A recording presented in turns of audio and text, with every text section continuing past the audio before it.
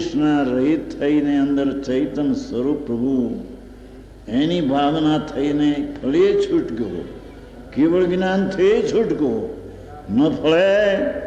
જગતને 14 બ્રહ્માંડને શૂન્ય થવું પડે.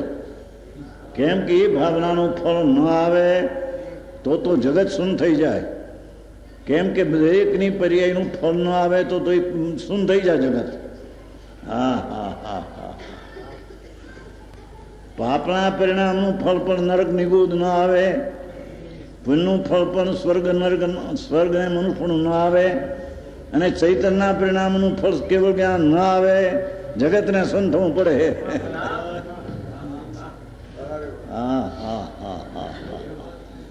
સમજાય છે કાંઈ? પાપના બીજડા વાગ્યા અને નરકને નિગૂઢ ન મળે, પુણ્યના ભાવ થયા ને સ્વર્ગને મનુષ્યનું ન મળે, અને ચૈતન્યની ભાવના થઈને કેવળ જ્ઞાન ન મળે, જગતને શૂન્ય થવું પડે. એવું 3 કાળમાં બને. જેની વાત છે ભગવાન દુનિયાથી જુદી જાત લાગે, પણ વાત તો આ છે પ્રભુ. હા હા.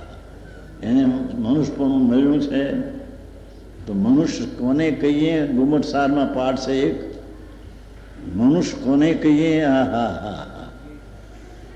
જ્ઞાયતે મનુષ્ય, આત્માનું ચૈતન્ય સ્વરૂપ જાણે તે મનુષ્ય કહીએ, બાકી બધાને પશુ કહીએ.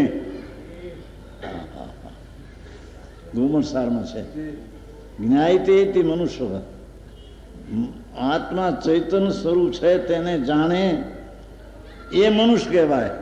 મનન કરતે તે મનુષ્ય, ચૈતન્યનું મનન કરે, ધ્યાન કરે તે મનુષ્ય, બાકી એ વિનાના પશુ કહેવામાં આવે છે. હા હા હા હા. શાસ્ત્રમાં તો ત્યાં સુધી પાઠ છે કે જેને ચૈતન્યની